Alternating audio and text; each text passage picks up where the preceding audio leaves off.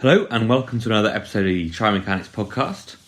This episode is all about running intensity and running training intensities in particular.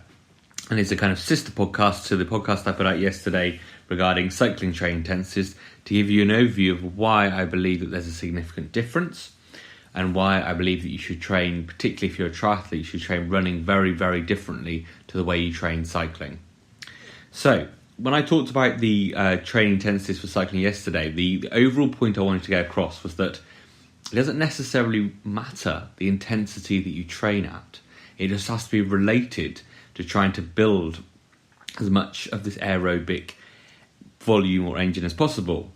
Now, the key thing is that that's all about a certain interplay between your aerobic system, your fitness, basically, and trying to build that. And the recovery that you can afford from that, but at the same time then taking that to racing, because the whole point is that it might be great to have a fantastic VO2 max or have a fantastic aerobic system, but if it doesn't achieve you the results you want in the race, then it doesn't really do any good. And that's one of the key things. That's why a lot of kind of sweet spot type threshold work can be beneficial, particularly leading up to certain races, because at the end of the day, that's the intensity you're going to race at. And being comfortable at that intensity is really quite important. When it comes to running, there's a slightly different consideration. Unlike cycling, running is not fixed. So running has a far more skill-based element that needs to be taken care of when it comes to running training intensities. We also need to think that the way we run, it might use the same muscle systems, the same muscles themselves, and it might even use some of those muscles in the same way in terms of their contraction and their power, but having the addition of the elastic recall system changes everything, partly because that system can provide a lot of energy back into the system, but also because it then changes how you approach the training, because you need to cater for training that system. And actually, the two might not work particularly well together.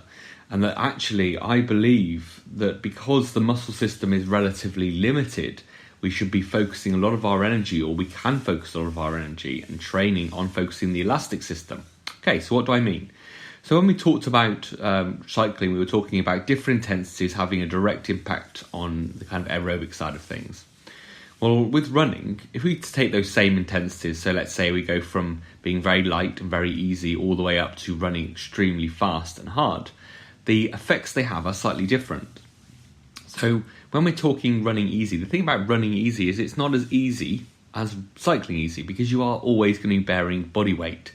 So therefore, a nice easy run is going to put more stress and load on the tendons and the joints and everything else than a nice easy bike that's a nice easy spin where you're essentially unweighted by sitting down. So that's a very light muscle load, whereas this is still putting a significant amount of load on those tendon complexes. And that's essentially what we want. Because what we want to be able to do is we want to build up the resilience in our soft tissues. So I believe the way that training intensity for running should work is that we spend 90% of the year in basically improving our body's ability, or improving ourselves as a runner. I use the word improve very loosely because I kind of believe that actually it's about returning us to how we were when we were younger. I believe we kind of hit our peak with a lot of these side of things when we were probably a relatively kind of young child, maybe 10, 11 years old, because we got the benefit of all that recall system. You can see how kids kind of bounce and bound around. They got endless endurance, it seems, because of that, all that reuse of energy. And then it's only when we start doing things like driving and sitting that we actually start losing the ability to use that. So let's think of it as trying to return us to that, and the ability to basically just keep going at a nice all-day pace using that recall. And that's best trained at a very, very easy pace. And you can't go too easy. And it frustrates me when people look at they go for the long run and they gradually increase the tempo of it and they try and push it a bit harder. And actually, when you're doing those long, easy sessions, or any easy session, it doesn't need to be long. Sometimes it can be 10 minutes around the block, done a few times a day. I actually do a lot of work. Most of my runs are only 10 to 20 minutes long at most, but I might run up to 10 times a day. I mean, that's a lot of times because I have a treadmill. I have things available for me to do that.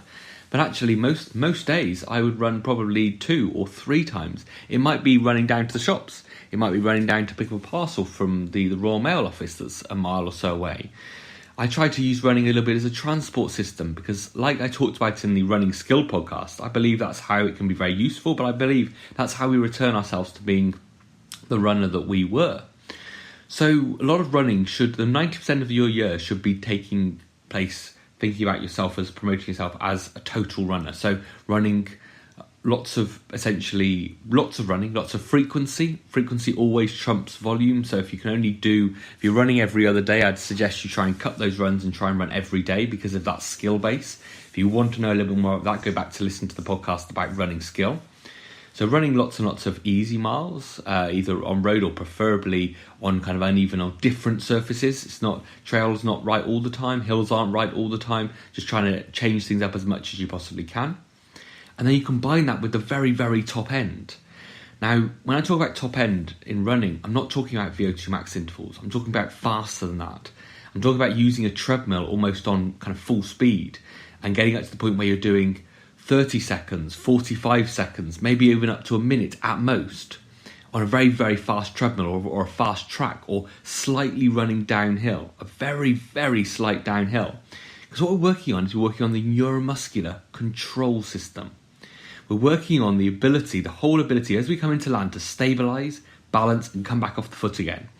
And provided we've got the right setup, i.e. we're doing the right essentially strength work, the balance work, the work of Pilates and various other things around the hips, then those sessions are extremely effective. Now, if you haven't got that basis of control and strength work and you find that you really struggle to hit kind of top speed and on a treadmill you feel all over the place, then you definitely need to do some work on balance, stability, and control and activation of the muscles around the hip particularly, and the core control and strength before you attempt these kind of workouts. But once you've got to that point, then doing those very, very fast repetitions that almost feel like a speed that you can just about control, but for very brief periods of time, can be fantastically beneficial. I like to do them barefoot on a treadmill because having that barefoot input gives you an extra input of control as you come into land, as opposed to taking away that sensory input that you get from being barefoot. And I like to do this kind of training for the majority of the year. The idea is that you are improving that stability, balance, that control, but at the same time working on the tissues, the elastic system. So those two training intensities essentially are working on the combination of using the elasticity and the muscles at the same time.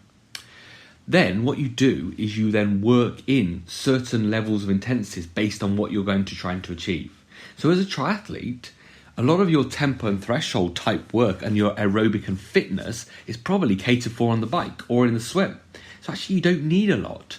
So some strategic tempo threshold work that leads up towards a race. So maybe only a few weeks before, let's say a half marathon or a marathon, or a kind of half, longer, or any race particularly, anything from 5k basically to a marathon requires that kind of more, this essentially higher energy effort for a long period of time.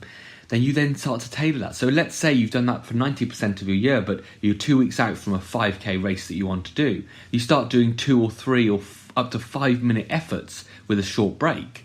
That'll get you that up to that speed. If it's a 10k, then consider 5 to 10 minute efforts, 2 or 3 of those kind of efforts. If it's a half marathon, you might build up to doing 4 or 5 of kind of more of a threshold intensity, and that will take the development and then work it into your fitness.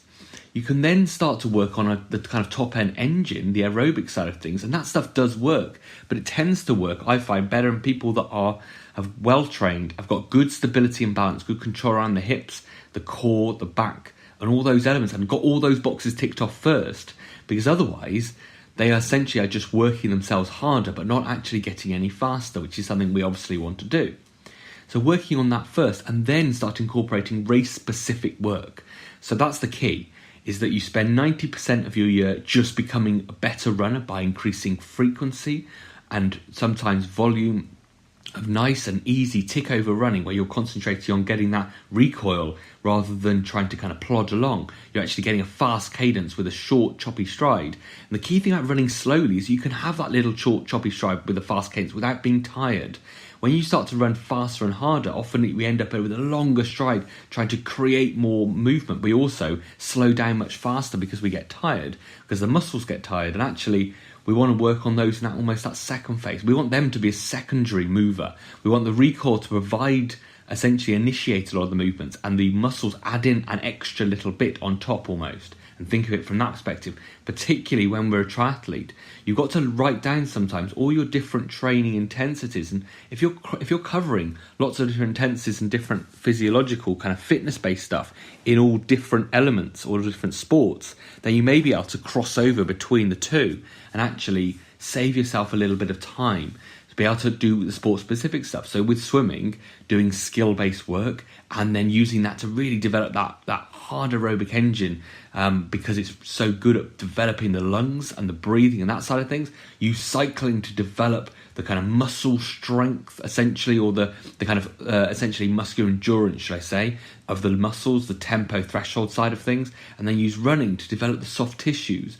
So doing the strength work, the working with kettlebells and weights, and then at the same time doing plyometrics, working in that elastic recoil, and then working on this neuromuscular system at the top end, the control system, and at the same working at that kind of really, really nice, easy skill-based pace that works at, those soft tissues. You can combine that, as I mentioned in the running skill, with using things like gelatin and other adjuncts that essentially they can add in and help with that. So using that kind of 5 to 10 grams of gelatin about an hour before you train, that helps, or with a little bit of vitamin C that helps get that collagen into the tendons. Then go out for a nice easy run or do that skipping and those things. So that's why running gives you that extra thing, but it must be thought of. So when that is the idea, or the kind of, in terms of intensities, of polarizing your running. So very, very polarized. I don't like any of my runners to spend almost any time in that tempo threshold middle zone when they're not preparing for that kind of length race, simply because it's the zone that you're most likely to get injured in. It's the zone where you'll kind of essentially bring up that fatigue, but actually the benefit kind of doesn't necessarily outweigh the development of fatigue. But it's very important psychologically building up towards races, so you need to save it for that time period when you've done all the groundwork and you're just trying to prepare yourself to be able to do the best race and the best, essentially, holding that intensity.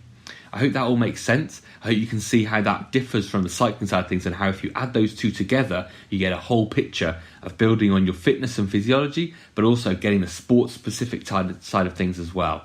Thank you very much, and speak to you soon.